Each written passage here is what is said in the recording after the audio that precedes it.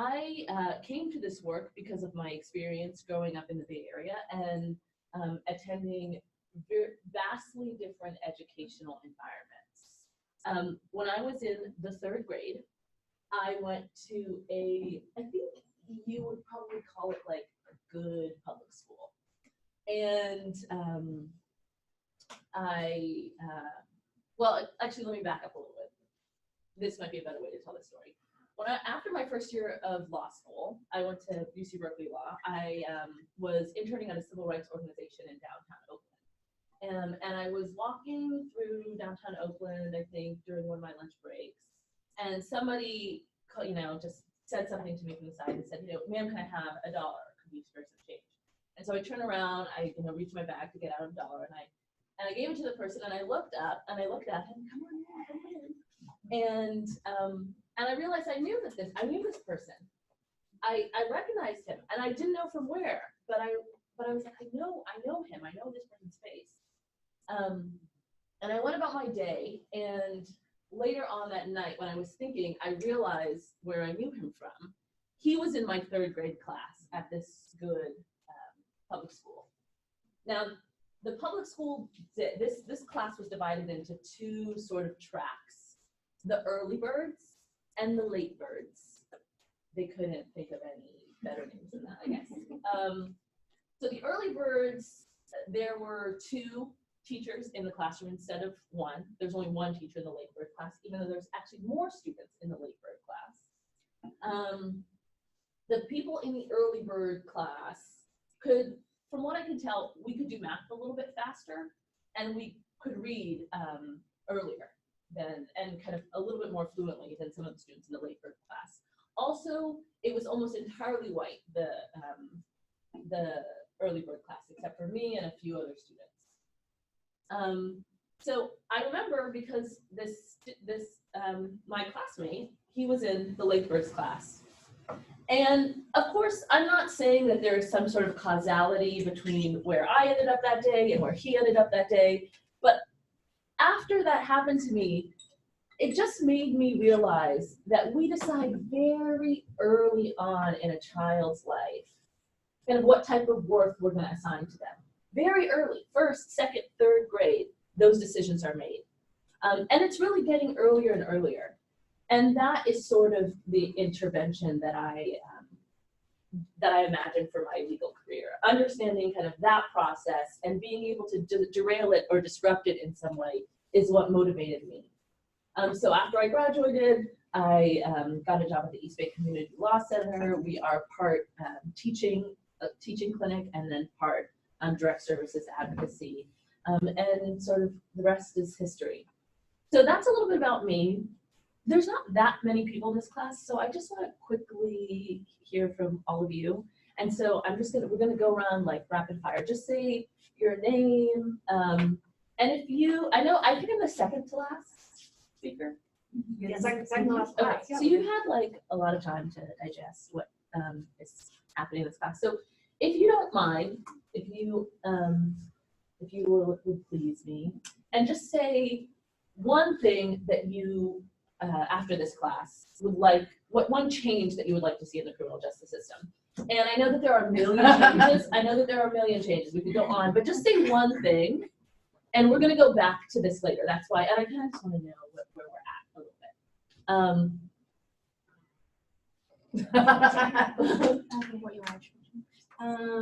So my name is Karima, and one thing I would like to see changed is reentry services for the mentally ill. Excellent. My name is Brent.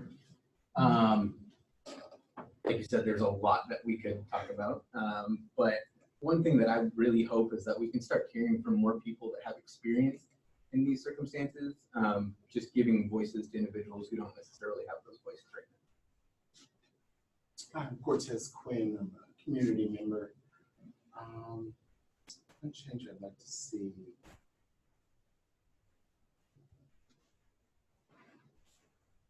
I'd like to see police being held accountable more for their actions. Sorry, okay. I'm Kylie. Riley. I guess one thing I'd like to see change is, I guess, bail procedures. And actually, one thing I'd like to see is less children being exposed to the system. So, I'm Rachel. I was really passionate about hearing about restorative justice, and I think there's way more use for it before things happen. It's really, really hard to pick just one. I think I'd have to say I would like to remove a lot of the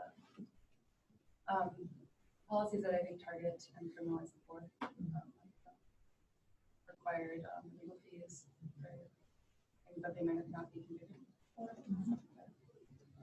My name's Delpha, and there's so many, but one that stands out is what she said about the reentry and all the limitations on the people who have been incarcerated.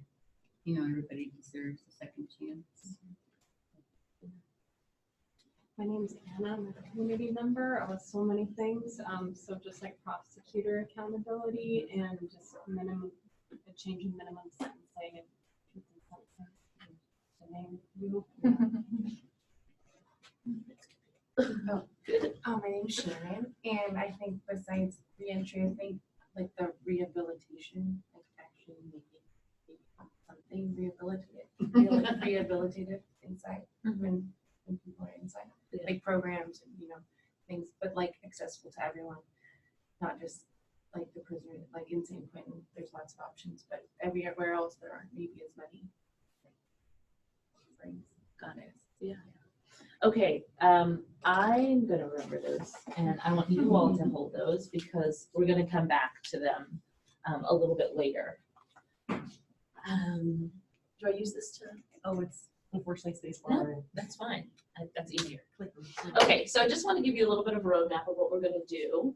So we did the introductions. I want to jump into I'm gonna only talk for about 15 minutes before we go into our a little exercise.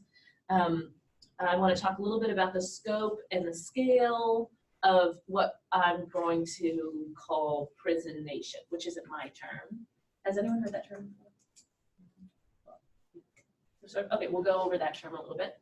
I'm going to define prison nation. I'm going to talk about the school prison nexus. A lot of people know about the school prison pipeline. And I'm going to talk a little bit about the sort of the similarities and the differences between the two namings of that system and situate it in the prison nation. Then we're going to do a few case studies. I'm going to give you, did everyone get, I saw them printed out. Did everyone get those two fact patterns? These are real cases that I've had. I'm going to have you don't have to all go looking at them like just yet, but I'm going to introduce the exercises, and you guys are going to break up into small groups, discuss some questions, and then I want to hear from you all. And then after that, maybe there'll be some time for Q&A, hopefully. So we're going to start a little bit with some numbers. I'm sure you've gotten a lot of numbers already here, and I'm sure you've read a whole bunch of numbers, and policy makers and legislators and lots of people in power who work in the criminal justice system love to talk about numbers. And it sort of makes sense in some way because the numbers are shocking. The prison system, the criminal justice system is really a nation within a nation. There's 6.7 million people under some form of correctional supervision. That's 1 in 38 adults. 2.2% of the million people are incarcerated. I'll just jump to the bottom.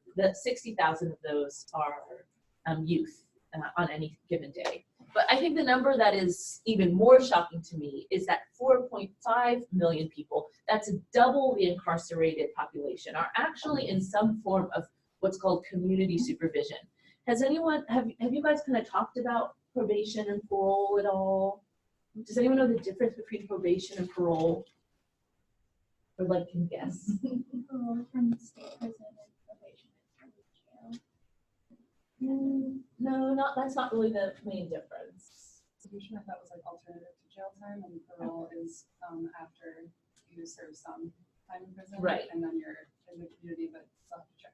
Exactly. So parole is you receive parole for good behavior in prison, right? you complete your sentence in the community under some sort of supervision. That's being, that's parole. Probation, you can actually be sentenced to probation and not sentenced to parole. Probation is when you are sentenced to some sort of time, some sort of supervision in the community. And so the population of people who are on probation or parole is actually double the incarcerated population. And I think that that's really important for Delpha, I'm saying this right? Delpha and Karima brought this up, the reentry services, and thinking about not just people that are vanished in prison, but also the community that is actually in what I like to talk about as a state of conditional freedom. And there are really entire communities that are in this state of sort of freedom, right? 1 foot in, 1 foot out, a very, very precarious situation. And that is, it's something we'll talk a little bit more about later, but I encourage you as you're kind of learning more about this to always consider, okay, well, who are the people in the conditional freedom states and what is going on with them? Now the 60,000, when I say youth, that's minors, that's 18 and under. And incarceration can mean different things for them. It can mean in a juvenile detention center, it can be in what's called like a residential camp or a residential placement. And so it's not just a traditional juvenile center. Does anyone know where the juvenile center for Alameda County is?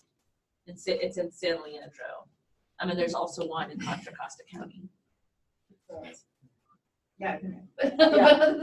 It's on 100 and something. Yes, right? it is out there. You can't take the bus. It is hard to get to, like all these places are. I'm sure you've read a lot about that. So those are the numbers. But I also,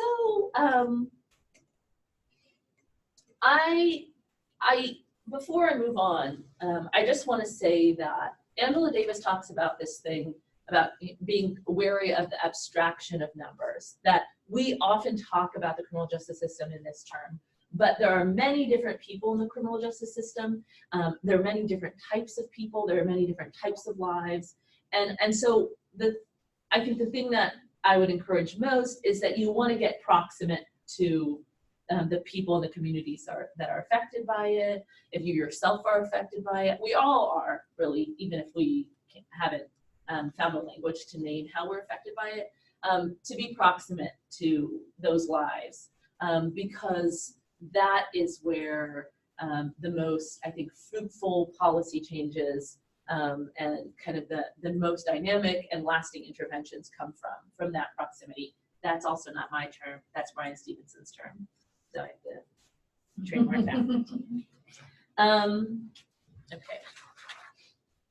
So you've heard me say this a few times, prison nation, what is she talking about? So that's not my term either. That is a term coined by a Black feminist scholar, Beth Ritchie, who writes a lot about carceral feminism or the anti-domestic violence movement or intimate partner violence movement and criminalization. And she came up with this idea of prison nation to describe, and I'm going to read, just the ideological and public policy shifts that have led to the increased criminalization of disenfranchised communities of color, more aggressive law enforcement strategies for norm-violating behavior, and an undermining of civil and human rights for marginalized groups. So let's unpack this a little bit. We know that the criminal justice system has sort of ballooned. We know, we have the term mass incarceration for a reason. It's sort of a mainstream dialogue now. I think the new Jim Crow, I think, kind of gave a lot of people who might not have had the language before to talk about the mass incarceration, the criminal justice system, the racial caste system. I think that has sort of become a more mainstream understanding. But what essentially Ritchie is pointing out is that part of the reason mass incarceration has gotten so out of control is that we have an addiction to addressing social problems through criminalization.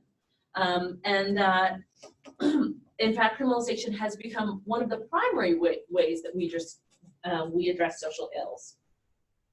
But she's also making the point that in the age of mass incarceration, you can't just think about the physical space of the prison. And that prison is sort of an ideology, meaning that there's a set of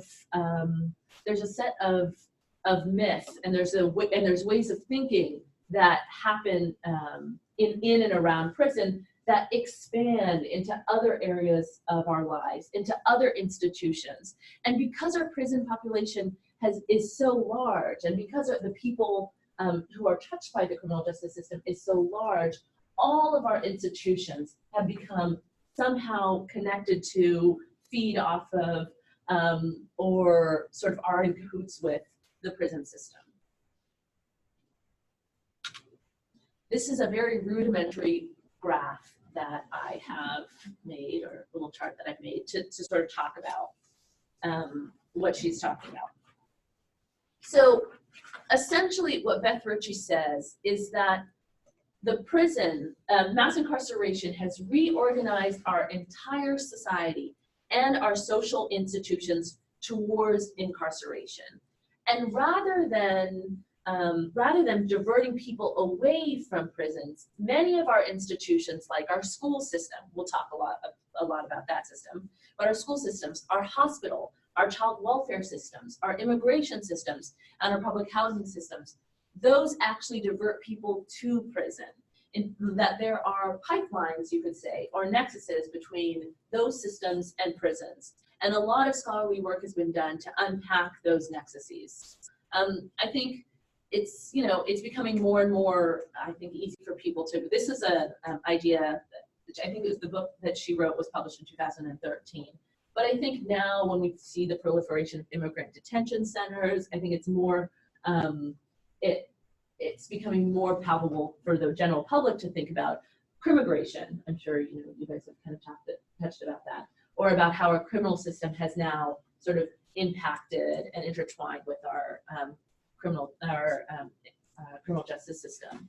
And the school to prison pipeline is a good example of that, or the school prison nexus. Public housing, a lot of people who aren't so familiar with public housing don't always know that there are separate police departments for public housing facilities or residential areas, and that public housing often have very strict zero tolerance policies for things that can get residents kicked out. And those ways of thinking, those ways of approaching harm, those are adopted from the criminal justice system.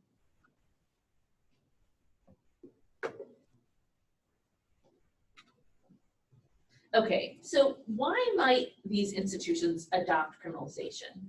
Beth Ritchie says, and Angela Davis says, because it's actually useful for them. Davis writes that there's ideological work in the prison, and this is the ideological work that the prison performs. It relieves us of the responsibility of seriously engaging with the problems of our society, especially those produced by racism and increasingly global capitalism. So that is sort of a big chunk. But this is building off the idea that prison isn't just a physical place, that it's an ideology. And the ideological work that it does is to essentially make people think that things are generally functioning well for most people, right? If you banish a whole group of people, or if you put large numbers of people under states of conditional freedom, kind of with what's left, you can make the assumption that, oh, well, things are generally working well for people. Even for marginalized people, things are generally going okay in society. Our society is structured in a way where, if you work hard, if you're willing to follow the rules, then you can generally make it. And what the prison system represents to a lot of these writers, and to me as well, is the failures in that, the myths of that. Did you ever go to the dentist when you were younger and you had to drink this weird fluoride thing that made every place that you didn't floss correctly turn bright and pink? Did you guys know that? Was that just me? That is sort of it's a very crude way of saying that is sort of what our prison system does. It sort of hides that plaque. And if we rinsed out, if our society was able to be injected with those, with that fluoride, we'd be able to see the areas in society that aren't working for people, the places where people are falling through the cracks, and the only place that catches them or the only place that they're banished to is a prison system. And they're falling through hospitals, through the child welfare system, through schools, through public housing, through the immigration system. So the school to prison nexus is now we can situate the school to prison nexus in that. Why do I say nexus? So for a long time, people talked about the school to prison pipeline, and that was the idea that schools, actually under-resourced schools, were a pipeline to prison for poor Black and brown, largely Black, brown, Indigenous youth. Now, there's a lot of reasons why that phenomenon is true. So schools have become more and more under-resourced and heavily criminalized and militarized. So very often you will go into an urban school district. Let's just take Oakland, for example.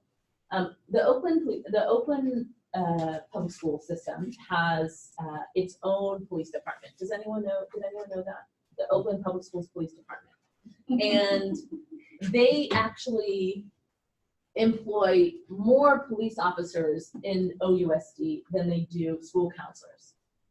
And if you are a young person and you're living in Oakland, say you're living in Oakland in public housing, when you get up in the morning, you walk out of your house, you are in your public housing facility, you're policed by the Oakland Housing Authority Police. You walk to school, you get on BART to get to school, and there's BART police.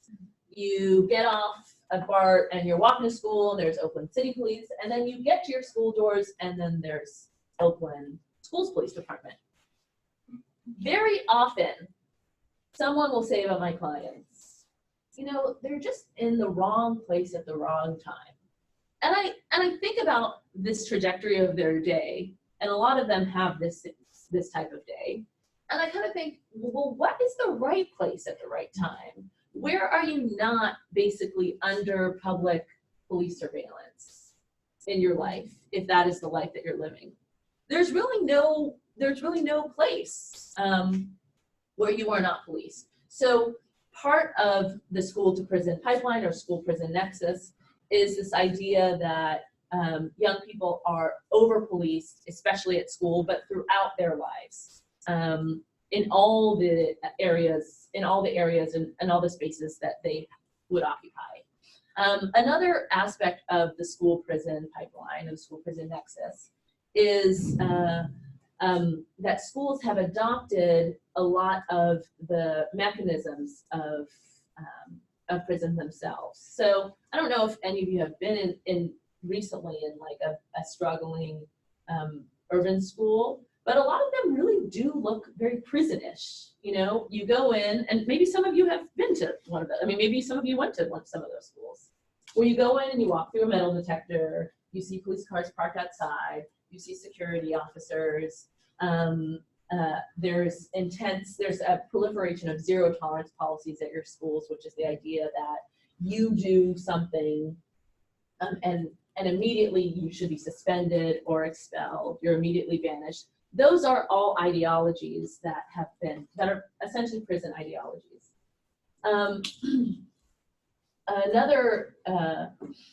Another aspect of the school to prison pipeline and school prison nexus is under education. And I actually think that this is something that is far too, is ignored, really, because a lot of people talk about, well, there's over policing, there's zero tolerance. Yes, there are all those things, but under education is one of the, I think, the main things that push students out of school and essentially into prisons.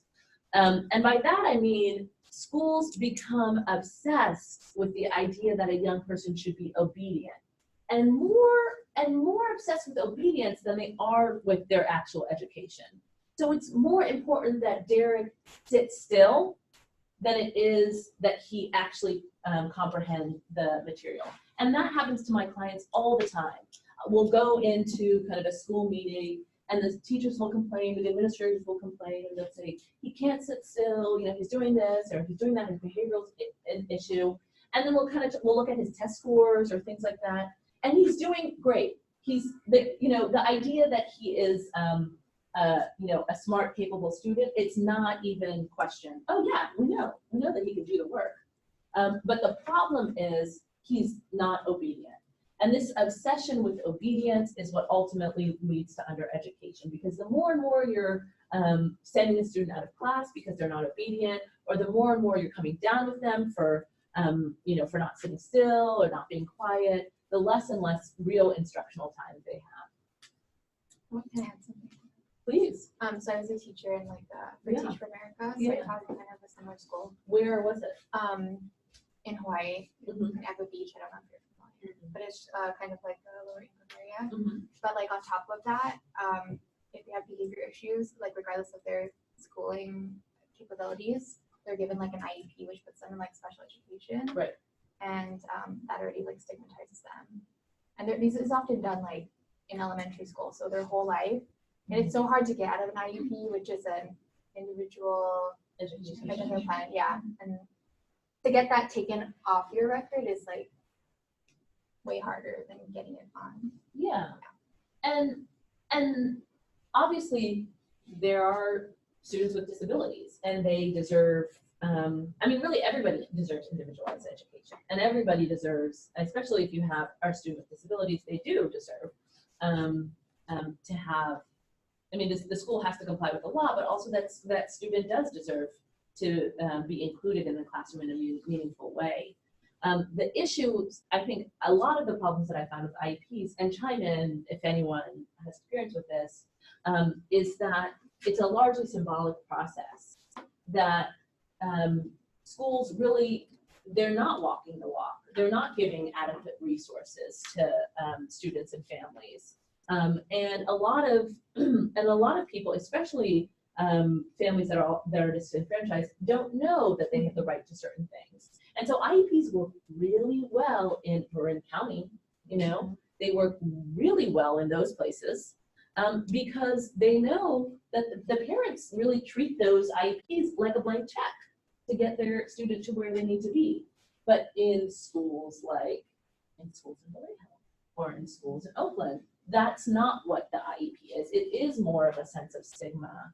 And it is kind of an alert to the teacher that something is wrong with this student, but without any sort of resources to help them really understand or address that student's particular needs.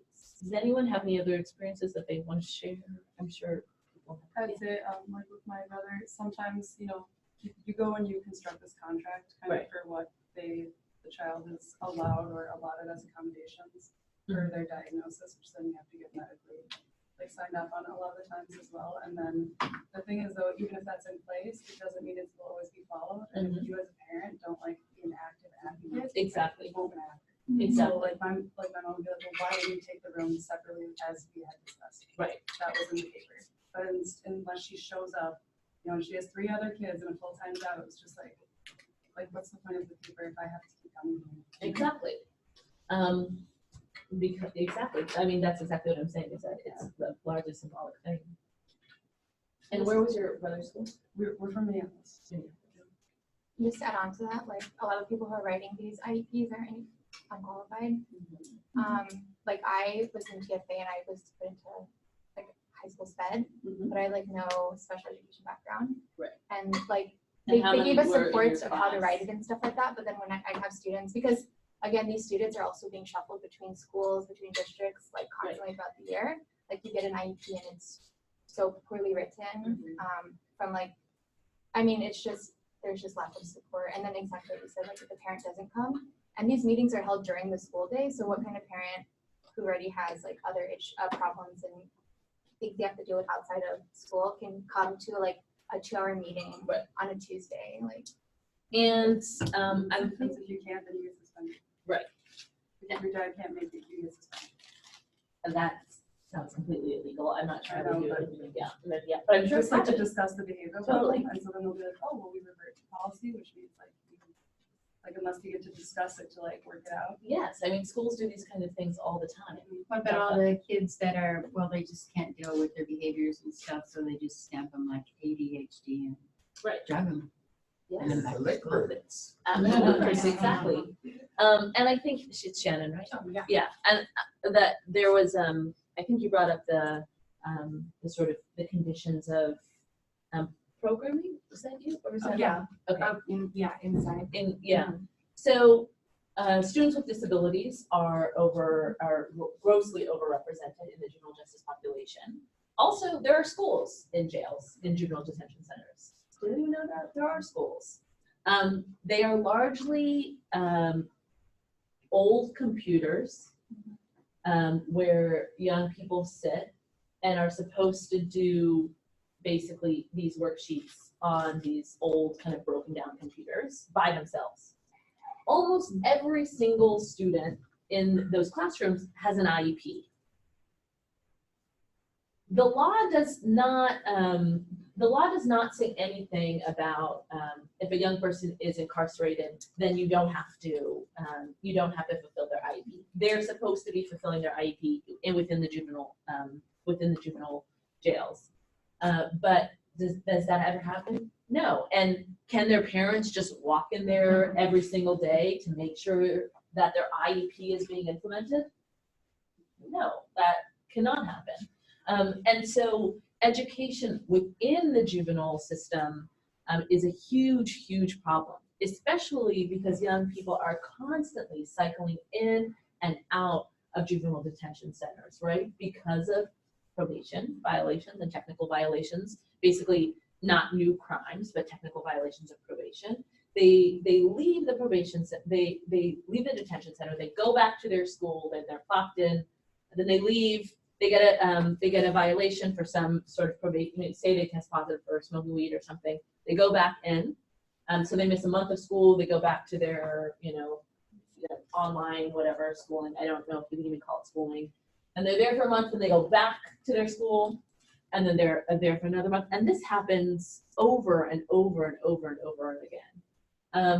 And really, it is a recipe to push people out. And I say push out because I don't really believe that students drop out. I think they are pushed out. And the reason why I say, so I want to just be clear that the reason why I say school to prison, pipeline said school to prison nexus, is that the pipeline connotes basically a direct line between school and prison. And in that, school is good and prison is bad. But it's a lot more complicated than that. Schools oftentimes are bad places also. And schools oftentimes collaborate with prisons and with juvenile detention centers and with law enforcement and with probation officers. And so it's not as simple to say, a student gets to school and they're in a good place and it's great, and then, the school pushes them out and they go to prison. No, it's more oftentimes a more revolving sort of constellation. And that is what the nexus term represents. Did someone else have their hand up? Oh, I was just gonna Yeah. say that, and then I was just gonna say that, of course, and like you're talking about the example of the boy that lives in the public housing system and then is, constantly policed, more often than not, those schools that they're going to are under-resourced anyway, not just to those kids, but to everyone. Right. Even if you don't let, and so it's, it's like in Play-O, it's, you don't have the resources as it is, Right. let alone. And people often No. say like the attendance issues of those students, they're voting with their feet. They're like, this is not a good place for me. And young people are smart. That's why I like working with them.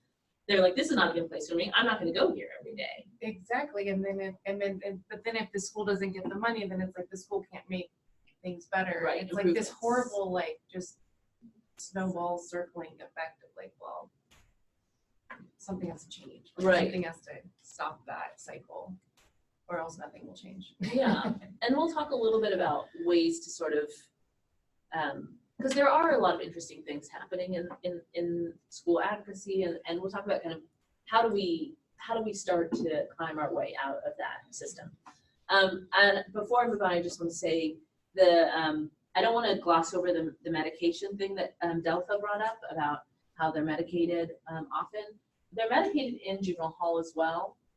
Often young people are medicated if they come in and they're not being obedient or they're not sleeping.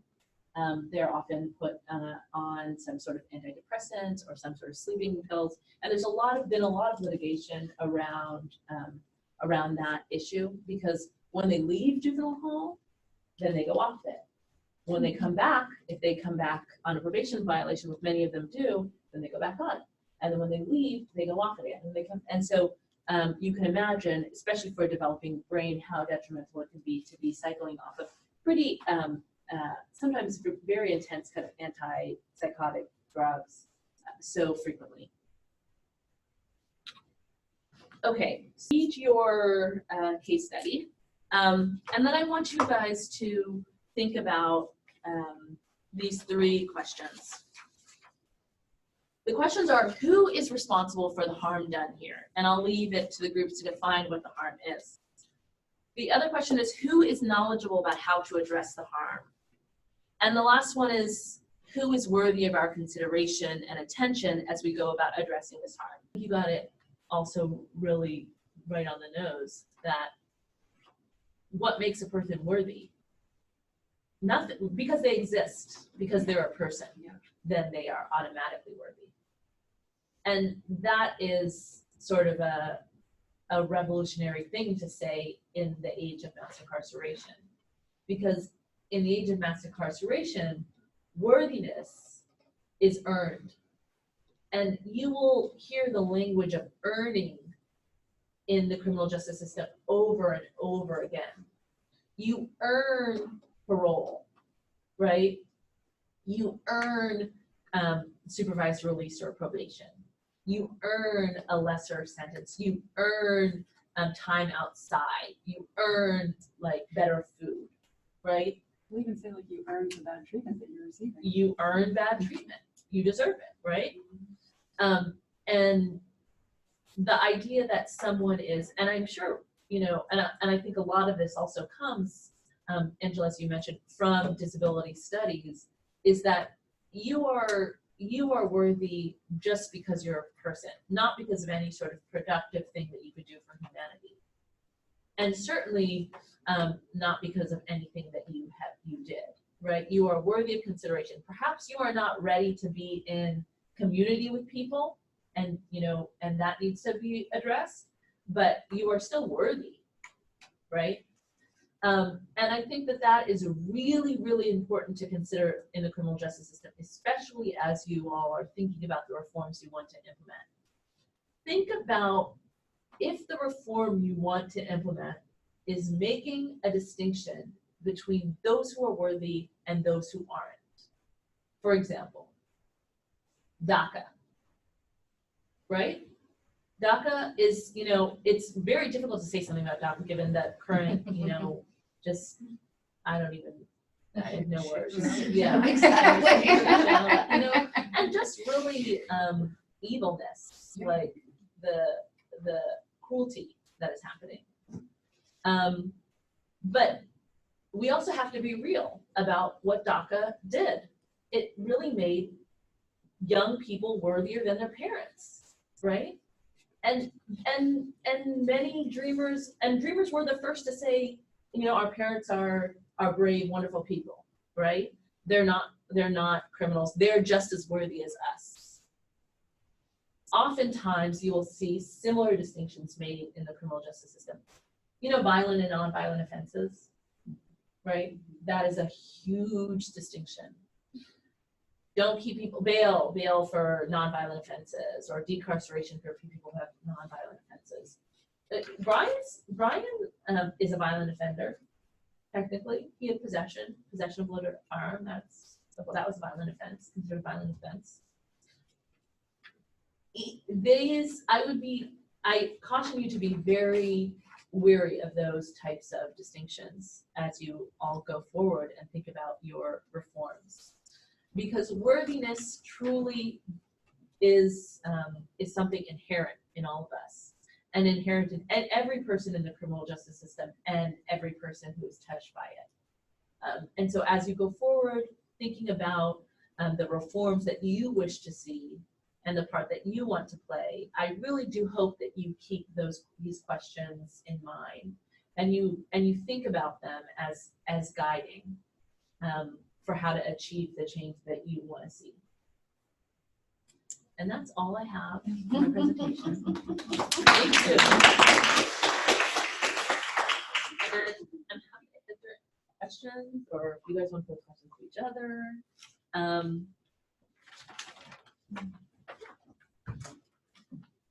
That's it. Anyone want to ask any questions? You don't have to. Great. That's what a lot to think about, and Yeah. that sounds really nicely with the, the policy, criminal justice policy change. I mean, it's meta. Like, this is like, not just something minor we can change. This is much higher level thinking to it, but that's very upstream.